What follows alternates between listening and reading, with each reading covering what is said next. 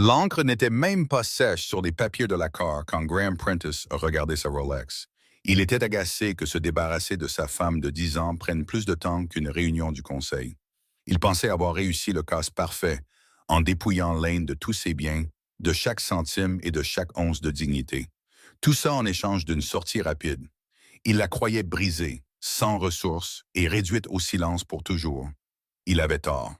3 mois plus tard, le rugissement assourdissant d'un Gulfstream G650 AR personnalisé allait interrompre son tour de victoire devant la Cour supérieure. La femme qui descendait sur le tarmac n'était pas la femme au foyer tremblante qu'il avait jetée.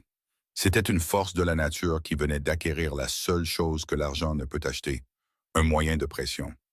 Voici l'histoire de comment le fait de partir sans rien est devenu l'erreur la plus coûteuse que son mari ait jamais commise. La pluie s'abattait contre les baies vitrées de la salle de conférence, au 42e étage de l'horizon chaotique de Manhattan, brouillant les lumières de la ville en traînées grises. À l'intérieur, l'atmosphère était plus froide que le vent de novembre qui mordait les vitres. Lane Prentice était assise, parfaitement immobile. Ses mains jointes sur ses genoux étaient la seule chose qui l'empêchait de s'effondrer. De l'autre côté de la table en acajou se trouvait Graham. Il ne la regardait pas. Il faisait défiler son téléphone, un sourire narquois aux lèvres. Il textait probablement la femme qui était en train de redécorer la chambre principale de Lane à Greenwich. Signez ici, Madame Prentice, et ici. Et paraphise en bas de la page 32. L'avocat, un homme nommé M. Henderson, portait un costume qui coûtait plus que ce que les parents de Lane avaient gagné dans toute leur vie. Il a poussé la pile de documents vers elle. Son ton était ennuyé, cliniquement détaché. Pour lui, ce n'était qu'un mardi comme les autres. Un autre divorce de riche où le propriétaire gardait l'or et le conjoint la poussière. Lane a pris le stylo. Il semblait lourd comme une masse de plomb. Juste pour réitérer, et poursuivit Anderson d'une voix monocorde en ajustant ses lunettes. En signant cet accord à l'amiable, vous renoncez à tout droit à une pension alimentaire, au domaine de Greenwich, à la propriété des Hampton et à toute réclamation future sur Prentice Holdings. Vous acceptez la somme forfaitaire de 50 000 $ comme une aide à la réinstallation et vous acceptez de quitter les lieux avant minuit ce soir. 50 000 $ pour 10 ans. Elle avait bâti Prentice Holdings avec lui. Elle avait utilisé sa formation en design graphique pour créer l'image de marque qui a lancé sa première start-up technologique. Elle avait organisé les dîners, charmé les investisseurs. Elle l'avait soutenu pendant ses crises de panique quand le marché s'est effondré en 2018. Elle avait sacrifié sa propre carrière, ses propres économies et sa jeunesse. Graham. La voix de Lane était douce. Graham n'a pas levé les yeux. Qu'est-ce qu'il y a, Lane? J'ai une réservation au Bernardin dans une heure. Accélérons les choses. C'est vraiment comme ça que tu veux que ça se termine, avec moi à la rue? Finalement, il l'a regardé.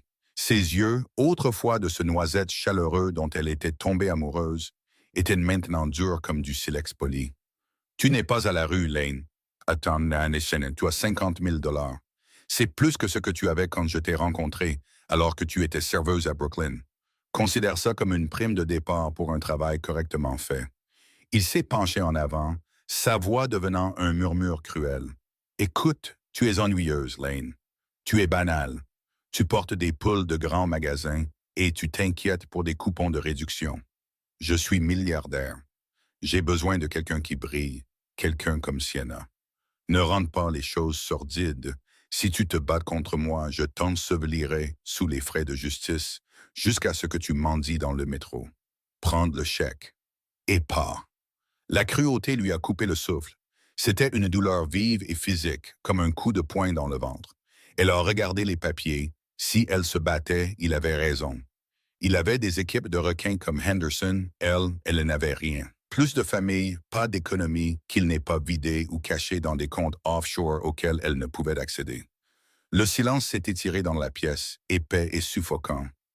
Lane a débouché le stylo. Elle n'a pas pleuré. Elle n'a pas crié. Elle a simplement signé son nom, Lane Prentice. À chaque trait, elle a ressenti une étrange sensation. Ce n'était pas la défaite. C'était la section d'un membre qui était gangrené depuis des années. « Fate », a-t-elle murmuré. Graham a arraché les papiers avant que l'encre ne sèche. Il a vérifié la signature comme un caissier de banque inspectant un billet suspect. « Bonne fille, le chèque est à la réception.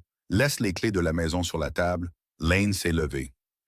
Elle a posé le porte-clés de la maison de Greenwich sur le bois froid. La maison qu'elle avait peinte à la main, le jardin qu'elle avait planté. Au revoir, Graham. Ouais, ouais, bonne vie. Il composait déjà un numéro, lui tournant le dos. Sienna, c'est fait. Le champagne est au frais. Lane est sortie du bureau. Elle est assise devant la réceptionniste qui lui a tendu une enveloppe avec un regard plein de pitié, puis est entrée dans l'ascenseur. Alors que les portes se fermaient, elle a aperçu son reflet dans le laiton poli. Elle avait l'air fatiguée. Son trench coat était vieux. Ses cheveux étaient attachés en un chignon désordonné. Elle ressemblait exactement à ce que Graham avait dit. Une femme d'âge mûr, rejetée et... Toi, en bio rejeté.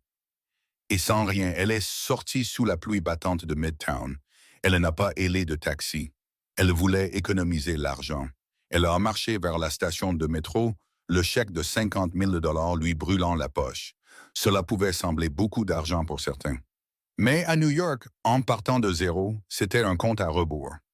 Elle a trouvé un motel bon marché dans le Queens, le genre avec des enseignes au néon qui grésillaient et clignotaient. Assise sur le matelas bosselé, elle a ouvert sa valise, la seule chose qu'elle y avait prise. À l'intérieur se trouvaient ses vêtements, quelques vieux albums photos et un ordinateur portable cabossé qu'elle n'avait pas allumé depuis 3 ans. Elle s'est allongée, fixant le plafond taché d'humidité. Les larmes sont enfin venues. Pas pour Graham, mais pour le temps qu'elle avait perdu.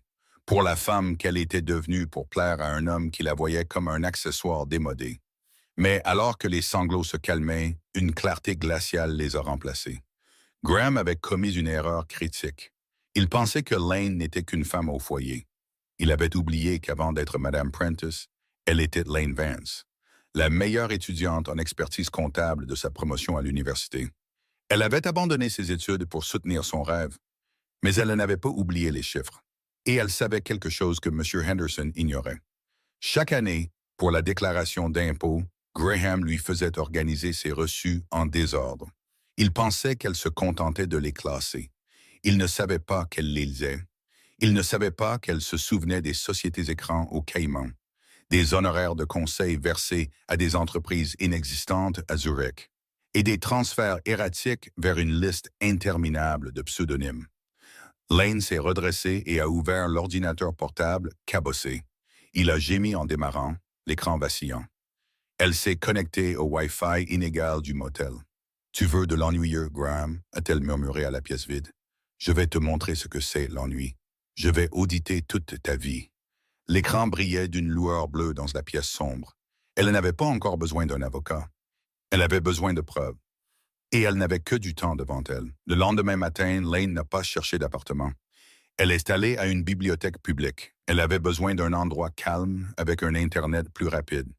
Elle a passé 12 heures ce jour-là à croiser les archives publiques de Prentice Holdings avec la mémoire photographique qu'elle avait de ses reçus en désordre. C'est vers 16 heures, le 3e jour de sa nouvelle vie, qu'elle l'a vue. Elle était assise dans un coin de la bibliothèque, entourée de piles de papier, l'air frénétique. Un homme était assis à 2 tables de là. Il était plus âgé, peut-être dans sa soixantaine. Il portait une veste en tweed qui avait connu des jours meilleurs et lisait un livre épais sur le droit maritime. Il avait un visage bienveillant, buriné par le soleil et l'âge, avec des cheveux d'un blanc éclatant.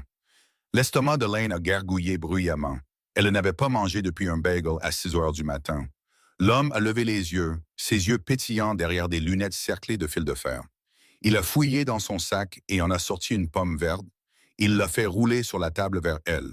« Du carburant », a-t-il dit simplement. « On dirait que vous essayez de déchiffrer le code Enigma là-bas. » Lane a rougi en attrapant la pomme. « Quelque chose comme ça, merci. »« Je suis Arthur », a dit l'homme. « D'habitude, je m'assois là, mais vous aviez l'air de construire une forteresse, alors j'ai cédé le territoire. Je suis Lane, et je suis désolé. Je peux me déplacer? Absolument pas. » Arthur a souri. « J'aime cette énergie. Elle est concentrée, vengeresse peut-être, ou simplement déterminée. » Lane a fait une pause. Elle a regardé l'inconnu. Il y avait quelque chose de désarmant chez lui. « Un peu des deux », a-t-elle admis. « Mon mari, ex-mari, pense que je suis une idiote. J'essaie de prouver que non. » Arthur a hoché la tête lentement. La pire erreur qu'un homme puisse faire est de sous-estimer la personne qui sait où sont enterrés les squelettes. Dans quel secteur travaillait-il? La technologie, l'immobilier. La fraude, surtout, si je peux le prouver. Les sourcils d'Arthur se sont levés. La fraude? C'est un mot lourd de sens, Lane. Il a des comptes aux îles Caïmans sous le nom de Blue Heron LLC. Il pense qu'ils sont intraçables parce qu'il blanchit l'argent via une fondation caritative. Mais la fondation n'a aucun frais de fonctionnement.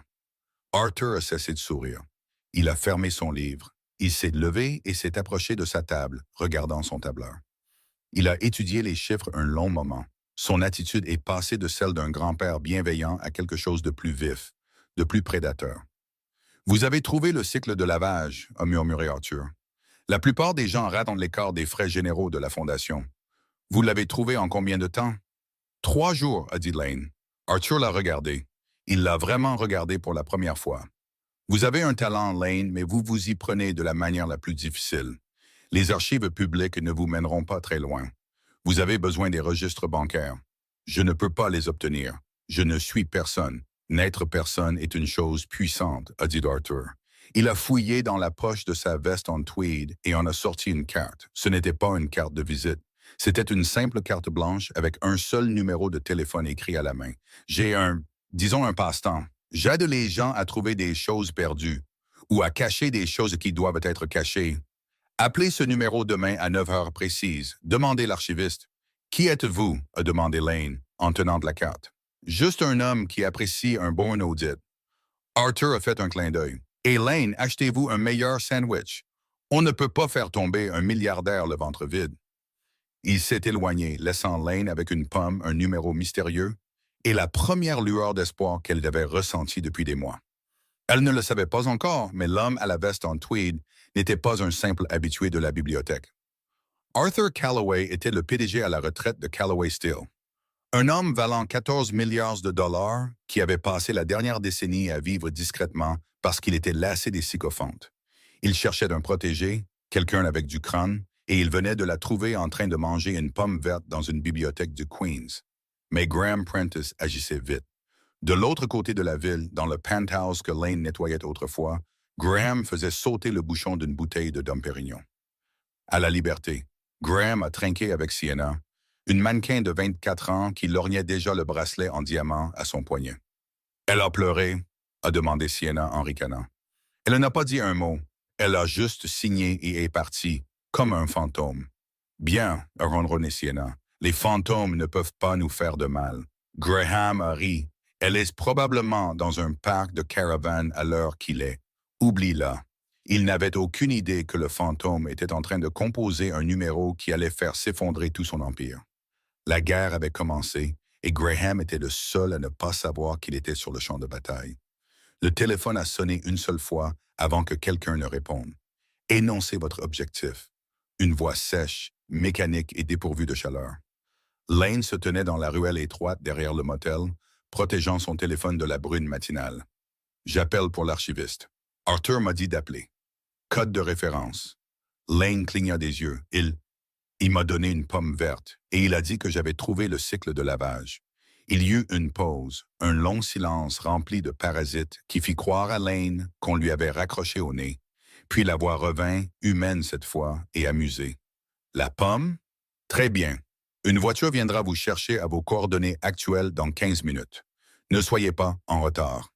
15 minutes plus tard, une berline noire mate aux vitres teintées s'est arrêtée au bord du trottoir.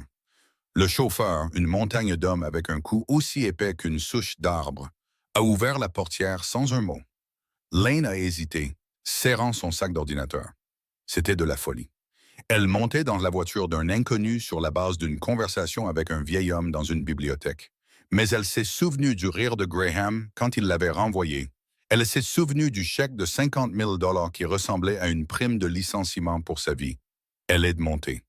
La voiture ne l'a pas emmenée dans un entrepôt ou une arrière-salle louche. Elle a roulé droit au cœur du quartier financier, s'arrêtant au pied de la monolithique Tour Calloway, un bâtiment d'acier et de verre qui perçait les nuages. Dernier étage, a grogné le chauffeur en lui tendant une carte d'accès. Lane a pris l'ascenseur seul, ses oreilles se bouchant à mesure que les chiffres montaient, 50, 60, 70, 85. Les portes se sont ouvertes pour révéler non pas un bureau, mais un sanctuaire.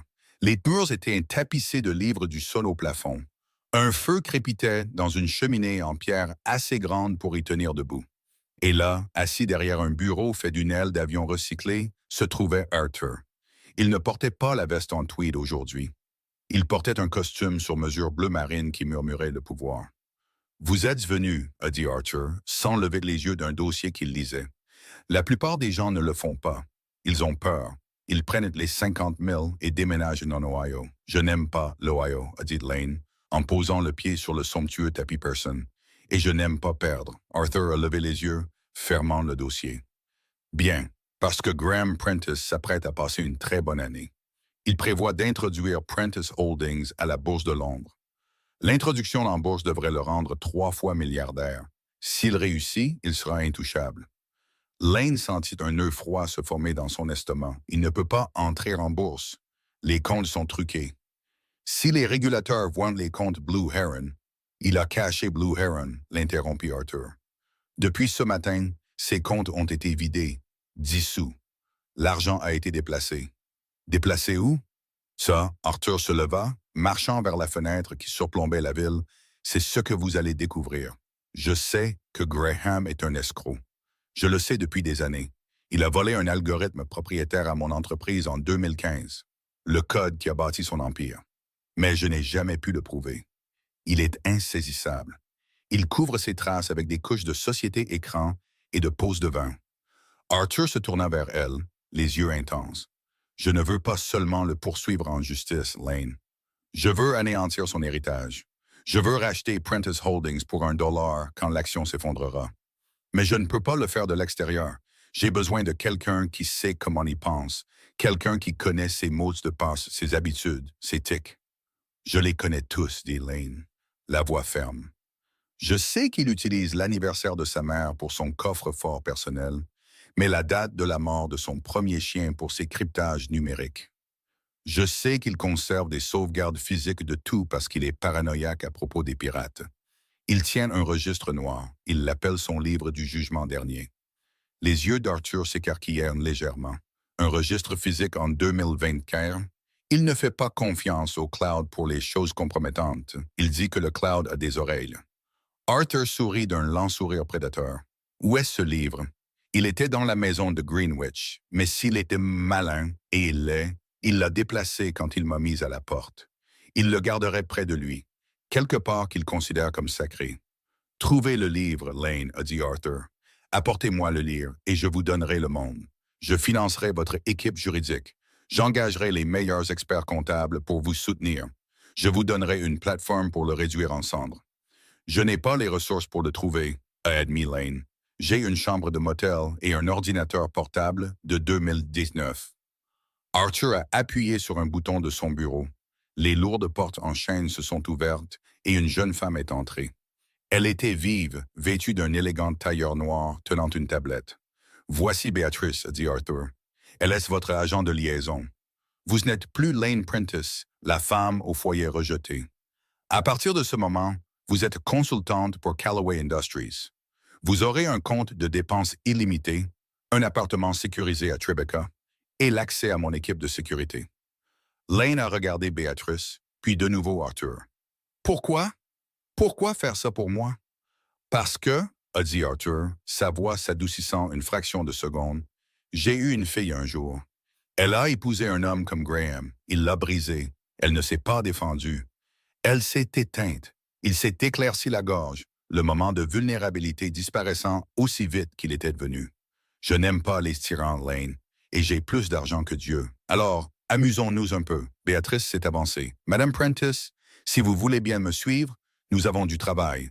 Nous devons mettre à jour votre garde-robe, votre technologie et votre identité. Vous allez au gala annuel de Prentice la semaine prochaine. »« Le gala? » a demandé Lane. « Il va me reconnaître. »« Pas, » a souri Béatrice en toisant Lane de la tête aux pieds quand nous aurons fini avec vous. Le gala de charité annuel de Prentice était l'événement de la saison. Tenu au Metropolitan Museum of Art, c'était une convergence de vieilles fortunes, de nouvelles richesses technologiques et d'arrivistes désespérés essayant de combler le fossé. Graham Prentice se tenait en haut du grand escalier, un verre de scotch à la main. Il était impeccable dans un smoking Tom Ford. À côté de lui, Sienna scintillait dans une robe argentée qui laissait peu de place à l'imagination. Elle s'ennuyait, faisant défiler Instagram sur son téléphone, levant occasionnellement les yeux pour offrir un sourire vide à un sénateur qui passait. Range ce téléphone, a sifflé Graham à voix basse. Le conseil d'administration nous regarde. Calme-toi, chérie, a rétorqué Sienna, bien qu'elle ait baissé le téléphone. C'est ennuyeux. Quand est-ce qu'on peut partir? Quand j'aurai obtenu le vote des marchés asiatiques, a marmonné Graham. Il a balayé la salle du regard. Il se sentait comme un roi. Il l'avait fait. Le divorce était finalisé. Lane était parti et l'introduction en bourse n'était qu'à quelques semaines. Il était invincible. À l'entrée, un silence s'est fait dans la foule. Les têtes se sont tournées. Des murmures ont parcouru la salle comme une vague. Graham a froncé les sourcils, regardant vers la porte. Qui est-ce? Une femme qui semblait avoir été sculptée dans un clair de lune franchissait l'entrée. Elle portait une robe d'un vert émeraude profond qui épousait chaque courbe, faite d'un velours qui semblait absorber la lumière. Ses cheveux, que Graham se rappelait ternes et toujours attachés, étaient une cascade d'ondulations châtains. Elle portait des diamants à son cou, de vrais diamants, du genre qui nécessite un service de sécurité. Mais c'est sa façon de marcher qui le déroutait. Le menton haut, les yeux vifs, se déplaçant avec la grâce d'un prédateur. C'est... Sienna plissa les yeux. C'est ton ex? Graham a eu un rire nerveux. Lane? Lane achète ses vêtements dans des magasins d'usine. Cette femme porte de la haute couture et regarde avec qui elle est. La femme était au bras d'un bel homme plus jeune, le fils d'Arthur, Dominic Calloway, un playboy connu et un requin féroce des affaires. Ils se sont déplacés dans la foule, serrant des mains. Graham regardait, fasciné. Alors qu'il se rapprochait, la femme a tourné la tête. Ses yeux se sont fixés sur les siens. C'était Lane. Mais ce n'était pas la Lane qu'il connaissait. La chaleur avait disparu. Ses yeux étaient d'une froideur glaciale. Elle lui a offert un petit signe de tête polie, du genre qu'on fait à un serviteur, et a reporté son attention sur Dominic, riant à quelque chose qu'il lui chuchotait. C'est elle. Sienna a haleté. Qu'est-ce qu'elle fait ici? Je ne sais pas, a grogné Graham en posant son verre, mais je vais le découvrir. Il a descendu les escaliers, se frayant un chemin dans la foule. Il les a approchés près du temple de Dendur. Lane, a dit Graham, la voix tendue. Lane se tourna lentement, comme si elle était interrompue dans une pensée très importante. Oh, bonjour Graham. Qu'est-ce que tu fais ici? C'est un événement privé. Les billets coûtaient $5 000 le couvert. Dominic m'a invité, a dit Lane avec aisance, en désignant son compagnon. Nous discutons d'un partenariat potentiel. Je suis consultante pour Calloway Industries maintenant. Graham sentit le sang quitter son visage. Calloway, tu ne connais rien aux affaires. J'en sais assez. Lane a souri, et c'était une vision terrifiante. Je connais les écarts de frais généraux.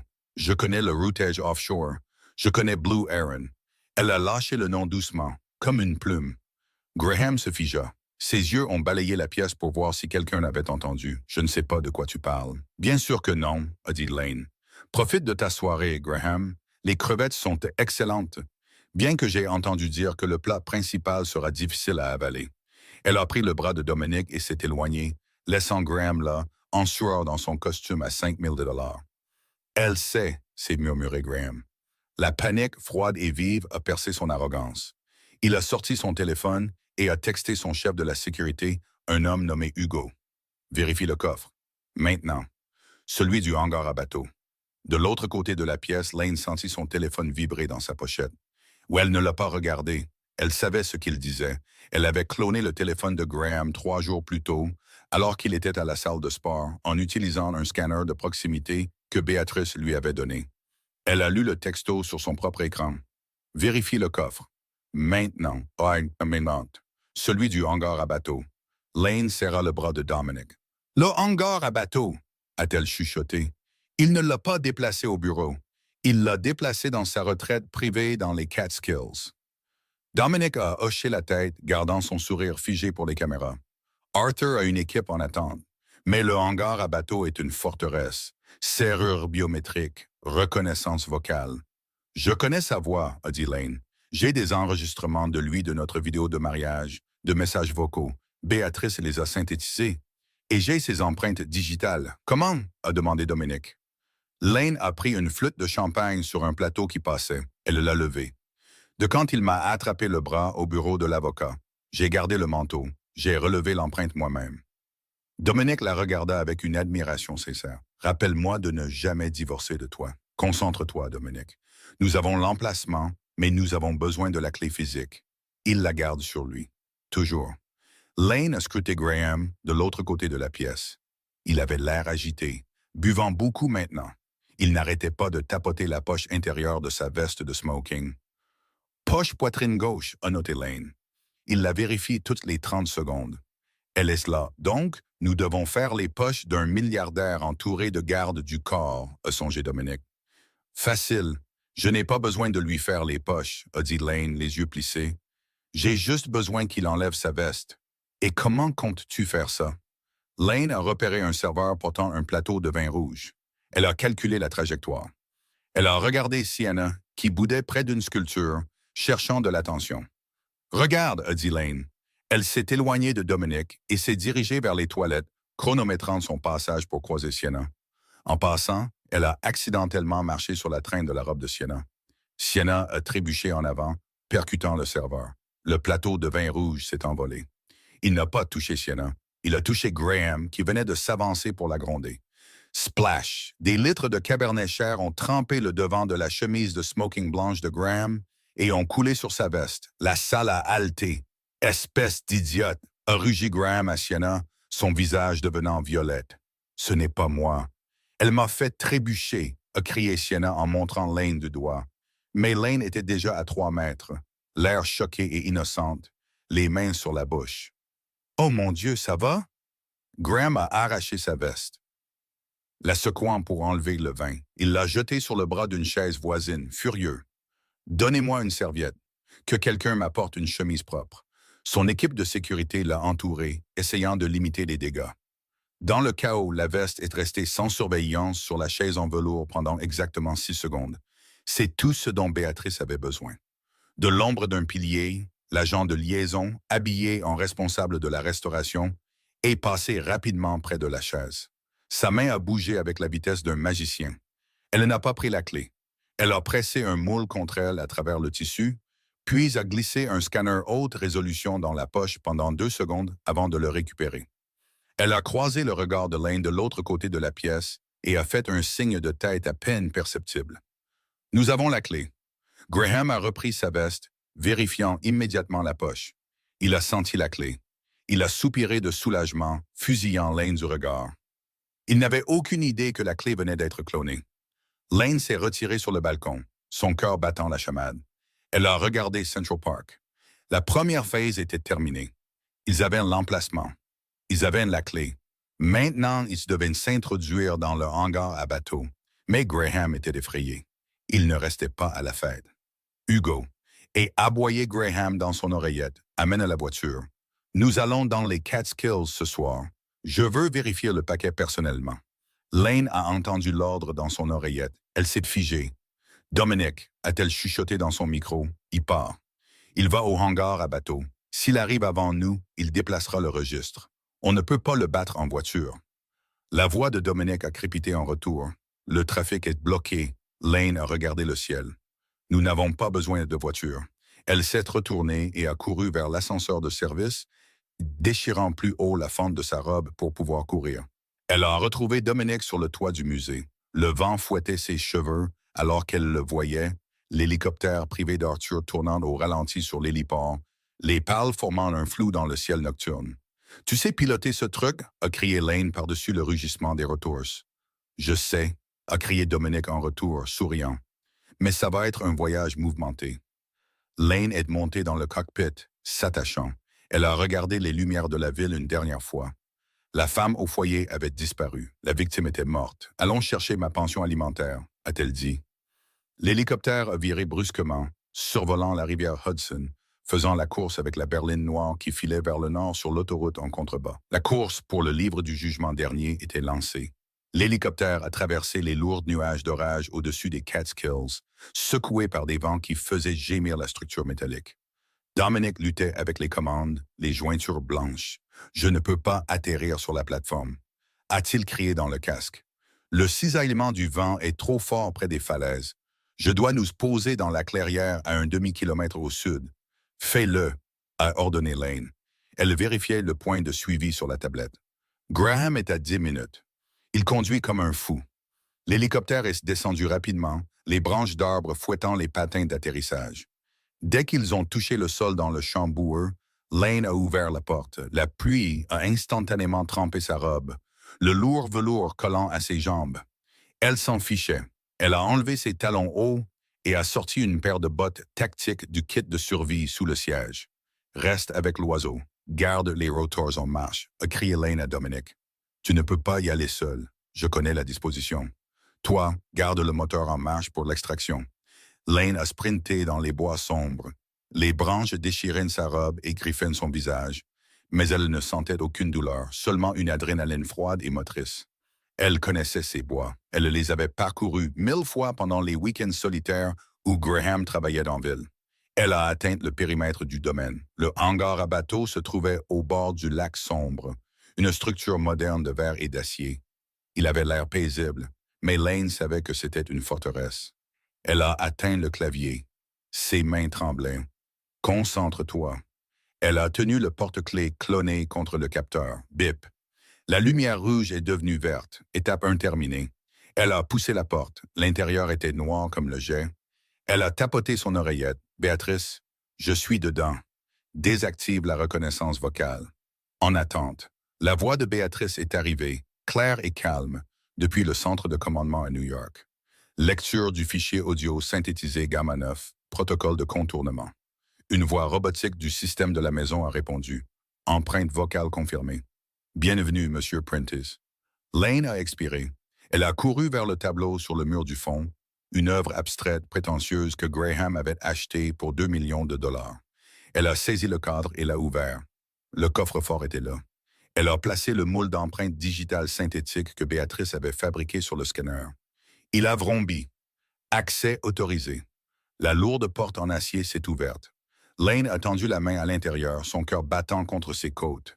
Ses doigts ont effleuré du cuir froid. Elle l'a sorti, le registre noir.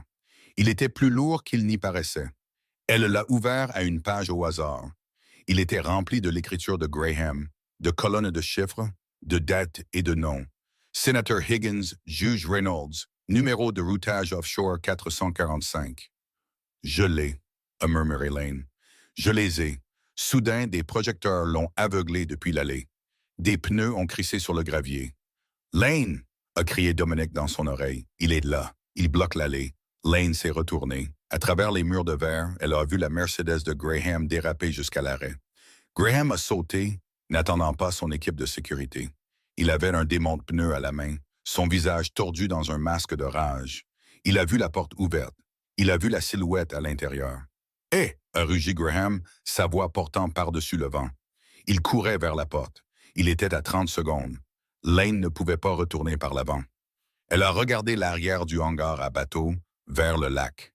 Il y avait une petite porte de service, mais elle menait au quai. « Dominic, je suis coincé. Je me dirige vers l'eau. Je ne peux pas atterrir sur l'eau, Lane. Fais juste décoller l'oiseau. Place-toi en vol stationnaire au bout de la jetée. » Lane a fourré le registre dans la ceinture étanche de sa robe et a foncé vers la porte arrière. Elle a déboulé sur le quai en bois juste au moment où Graham défonçait la porte d'entrée du hangar. « Lane !» a crié Graham, voyant sa silhouette courir. « Je vais te tuer. » Il l'a poursuivi. Il était plus rapide. La pluie rendait le bois glissant. Lane a glissé, son genou heurtant le pont, mais elle s'est relevée en se débattant. L'hélicoptère rugissait au-dessus, le souffle des pales fouettant l'eau du lac en une frénésie. Dominic a fait descendre l'hélicoptère aussi bas qu'il l'osait, les patins flottant à 1,50 m au-dessus du quai oscillant. « Saute !» a crié Dominic. Lane a atteint le bout de la jetée. Graham était à 3 mètres derrière elle. Il s'est jeté, balançant le démonte-pneu. Il a manqué sa tête de quelques centimètres, faisant éclater la balustrade en bois. Lane n'a pas regardé en arrière. Elle a sauté dans le vide, Ses mains ont attrapé le patin métallique froid de l'hélicoptère.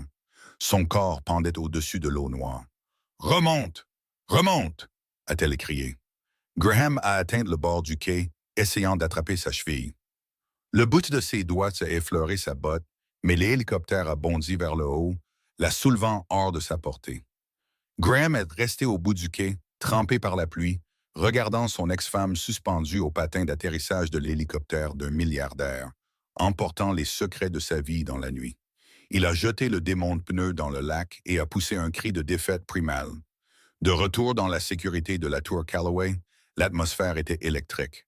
Arthur Calloway était assis en bout de table, vêtu d'une robe de chambre en soie, examinant le registre avec une loupe de bijoutier.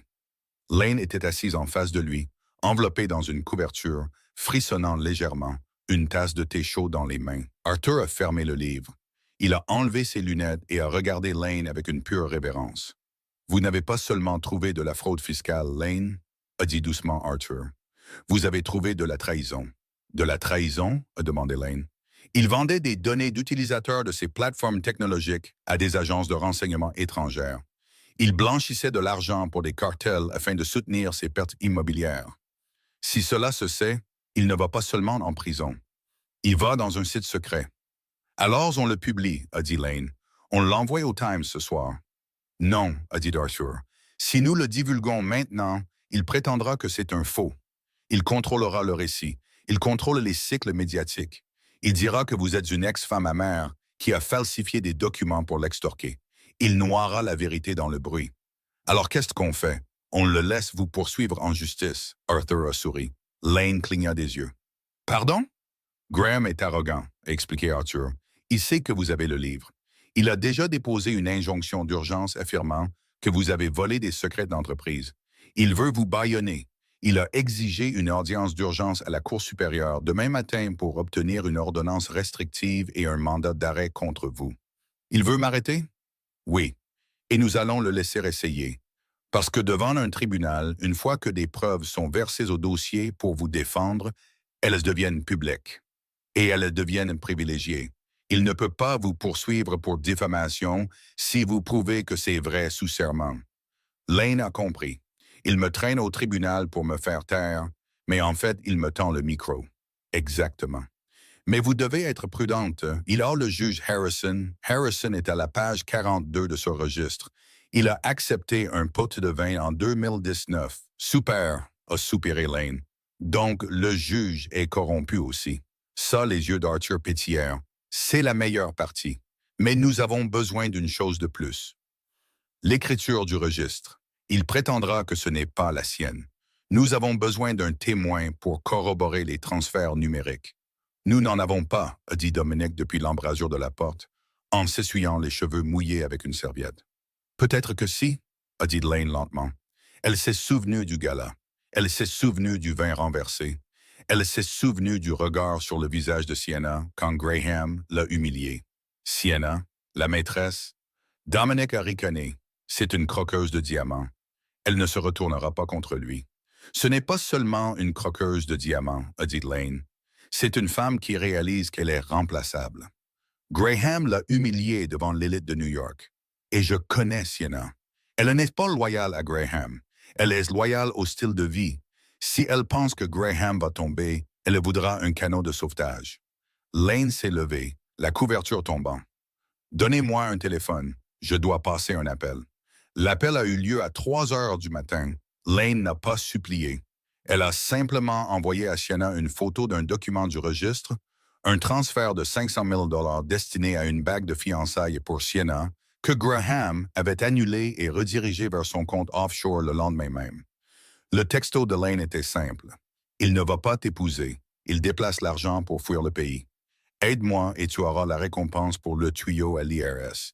Reste avec lui et tu tomberas comme complice. » 3 points sont apparus sur l'écran. Puis un seul mot. Où, le matin de l'audience, la place devant la Cour supérieure de New York était un cirque. Graham Prentice avait divulgué l'histoire à la presse, dépeignant Lane comme une voleuse mentalement instable qui s'était introduite chez lui. « Elle est dangereuse, a dit Graham au journaliste, l'air solennel dans un costume bleu marine. Elle m'a attaqué. Elle a volé des secrets commerciaux pour les vendre à des concurrents. Je veux juste que mon entreprise soit en sécurité. Il a monté les marches, flanqué d'avocats hors de prix. Il se sentait bien. Le juge Harrison lui devait une faveur. La police attendait à l'intérieur pour arrêter Lane dès qu'elle entrerait dans la salle d'audience. Il avait gagné. À l'intérieur, la salle d'audience était bondée. L'air était lourd de tension. Affaire 409, Prentice contre Prentice, et annoncé l'huissier.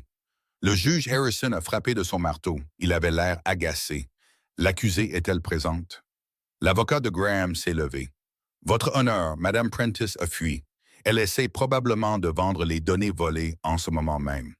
Nous demandons un jugement sommaire et un mandat d'arrêt immédiat. Le juge a hoché la tête. Il semble que l'accusé ait montré son mépris pour ce tribunal en... Un grondement sourd a fait trembler les fenêtres. Il est devenu plus fort un vrombissement rugissant qui a couvert la voix du juge. Les gens ont regardé autour d'eux, confus.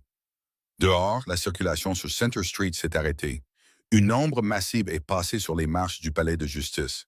Le Gulfstream G650ER, peint en noir mat avec l'écusson Callaway sur la queue, n'a évidemment pas atterri dans la rue. Mais le direct des informations sur les téléphones des journalistes dans la salle montrait ce qui se passait à l'aéroport de Teterboro à quelques minutes de là où le jet venait d'atterrir. Mais Lane n'était pas à l'aéroport. Les portes de la salle d'audience se sont ouvertes avec fracas. Le silence a envahi la pièce. Lane Prentice se tenait là. Elle ne portait pas le pull de magasin d'usine. Elle portait un tailleur pantalon blanc qui ressemblait à une armure.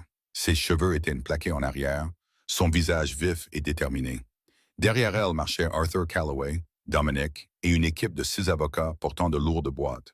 Et derrière eux, l'air terrifié mais résolu, se trouvait Sienna. Le visage de Graham était devenu pâle. Il s'est levé, renversant sa chaise. Laisse-la. Arrêtez-la. Elle a les biens volés. Asseyez-vous, Monsieur Prentice, et aboyez le juge Harrison, bien qu'il ait l'air nerveux en voyant Arthur Callaway. Lane a descendu l'allée centrale, le claquement de ses talons étant le seul son dans la pièce. Elle s'est arrêtée à la table de la défense et a regardé Graham droit dans les yeux. « Je n'ai rien volé, votre honneur, » a dit Lane, sa voix se projetant jusqu'au fond de la salle sans micro. « J'ai simplement récupéré des biens matrimoniaux qui ont été dissimulés lors de la procédure de divorce. » « Objection, » a crié l'avocat de Graham. « Ce sont des secrets commerciaux. »« Non, » a dit Lane, en posant une boîte sur la table. « Ce sont des registres de crimes.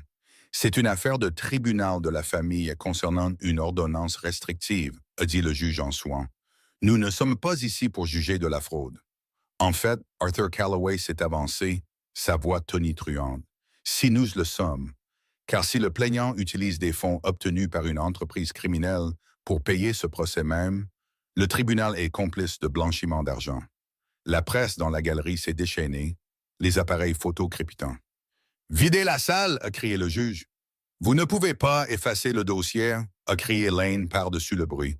Elle a sorti le registre noir de la boîte. « J'ai la preuve que Graham Prentice a caché 300 millions de dollars d'actifs. Et j'ai la preuve que le 4 juin 2019, il a payé un pot de vin de 50 000 $ à un consultant nommé Harrison. » Elle a regardé directement le juge. Le juge s'est figé. Son marteau est resté en l'air. « C'est un mensonge !» a crié Graham. « C'est un faux. »« Vraiment ?» Lane s'est tourné vers le fond de la salle. « Sienna ?» Sienna s'est levée, les mains tremblantes. « Ce n'est pas un mensonge, » a-t-elle dit, sa voix faible mais audible. « Je l'ai vu l'écrire. Je l'ai vu payer le coursier et j'ai l'enregistrement. » Sienna a levé son téléphone. Graham a regardé Sienna, la couleur quittant son visage. « Toi, après tout ce que je t'ai acheté, tu m'as acheté avec de l'argent volé, Graham, » a craché Sienna. La salle d'audience a sombré dans le chaos. Les marshals ont essayé de rétablir l'ordre, mais il était trop tard. Le fil avait été tiré. Lane a regardé Graham de l'autre côté de l'allée. Il avait l'air petit maintenant. La façade du milliardaire s'effritait. « Je te l'avais dit, » a dit Lane, sa voix calme au milieu de la tempête. « Je ne suis pas ennuyeuse, Graham, je suis minutieuse. » Mais le drame n'était pas terminé. Alors que les marshals se déplaçaient pour sécuriser la salle, un homme en trench coat s'est levé du dernier rang. Il a brandi un badge. « FBI » a-t-il annoncé. Personne ne quitte la salle. « Madame Prentice, veuillez les remettre le registre. » Graham a souri faiblement. Tu vois, les fédéraux sont là pour toi. L'agent est passé devant Lane. Il est passé devant la table de la défense. Il s'est arrêté devant Graham. Graham Prentice, a dit l'agent en sortant des menottes. Vous êtes en état d'arrestation pour racket, fraude électronique et complot. Il s'est tourné vers le banc. Et Juge Harrison, nous aurons besoin de vous parler aussi. Lane a regardé pendant qu'il menottait Graham. Il l'a regardé une dernière fois, les yeux remplis de choc. Il a articulé un mot. Comment? Lane n'a pas répondu. Elle a simplement pris son sac, s'est tournée vers Arthur et a souri. Je pense, a-t-elle dit, que je suis prête pour le déjeuner maintenant. 6 mois s'étaient écoulés depuis que le marteau était tombé dans la salle d'audience du juge Harrison, ou plutôt, depuis qu'il avait été figé en l'air par l'arrivée du FBI. Les retombées avaient été nucléaires. Le scandale Prentice a dominé l'actualité pendant des semaines. Graham Prentice, le Golden Boy du monde de la technologie, a été démasqué non pas comme un génie, mais comme un escroc glorifié qui avait bâti son château sur un marécage d'argent de cartels blanchis et d'algorithmes volés. L'action de Prentice Holdings ne s'est pas seulement effondrée, elle s'est évaporée. Un mardi matin frais de mai, Lane se tenait dans le grand hall du domaine de Greenwich. La maison était vide maintenant. Les meubles avaient été saisis par les fédéraux, les œuvres d'art vendues aux enchères pour payer les créanciers. Les sonnants marbres, qui résonnaient autrefois des fêtes prétentieuses de Graham, étaient silencieux. Vendu, a dit le commissaire-priseur, sa voix résonnant dans le hall vide. Au Vance Trust pour 4,2 millions de dollars. Lane a baissé sa pancarte. C'était une aubaine. La maison était évaluée à 20 millions, mais personne ne voulait toucher une propriété entachée par un tel scandale. Personne, sauf Lane. Êtes-vous sûr de vouloir vivre ici, Lane?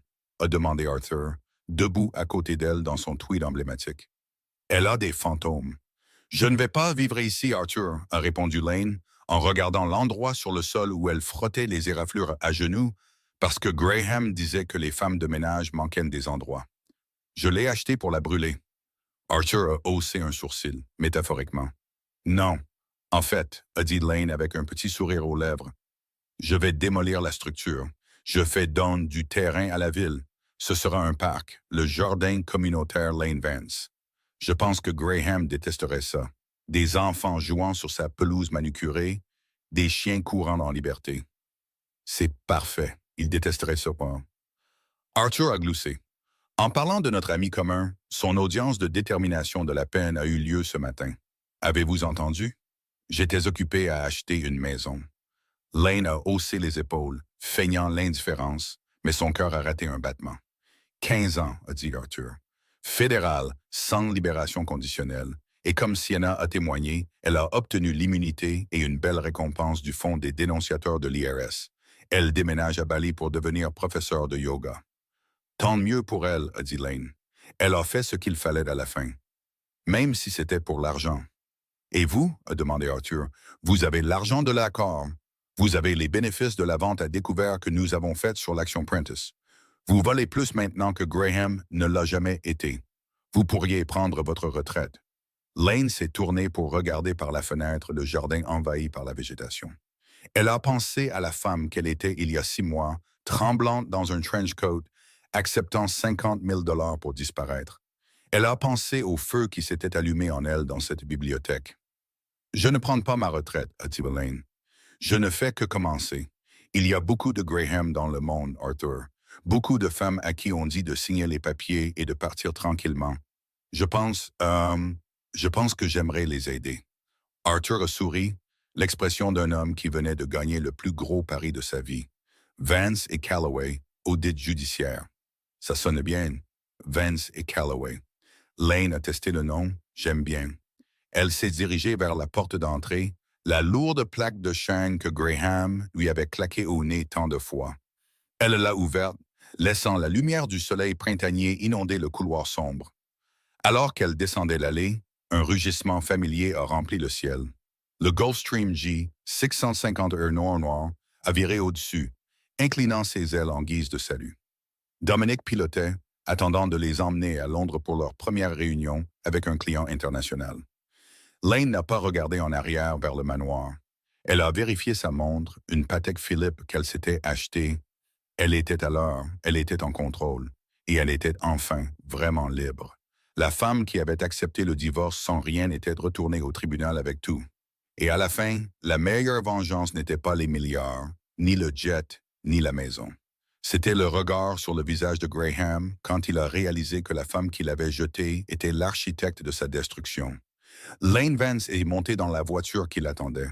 Elle avait du travail à faire. L'histoire de Lane est un rappel brutal que dans le jeu de la vie, la personne la plus dangereuse dans la pièce n'est pas celle qui crie le plus fort. C'est celle qui écoute, observe et se souvient. Graham Prentice a commis l'erreur fatale de confondre le silence avec la faiblesse.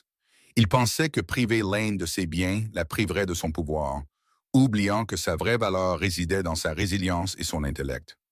L'argent peut être volé, les maisons peuvent être saisies, mais la vérité est un boomerang. Vous pouvez la jeter aussi fort que vous voulez, mais elle reviendra toujours vous frapper. Lane n'a pas seulement survécu à son divorce. Elle a utilisé la sous-estimation même qui était censée l'écraser. Elle a prouvé que quand on n'a plus rien à perdre, on a tout à gagner. Wow!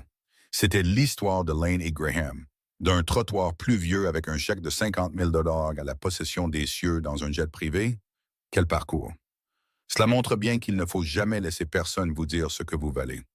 Si vous avez apprécié la vengeance de Lane et que vous voulez entendre plus d'histoires sur la justice karmique et la renaissance de ses cendres, s'il vous plaît, écrasez ce bouton j'aime. Ça aide vraiment la chaîne à se développer. Et n'oubliez pas de vous abonner et d'activer la cloche de notification pour ne jamais manquer une histoire. Qu'auriez-vous fait à la place de Lane? Auriez-vous pris l'argent et fui? Ou vous seriez-vous battu? Dites-le moi dans les commentaires ci-dessous. Merci d'avoir regardé et je vous dis à la prochaine vidéo.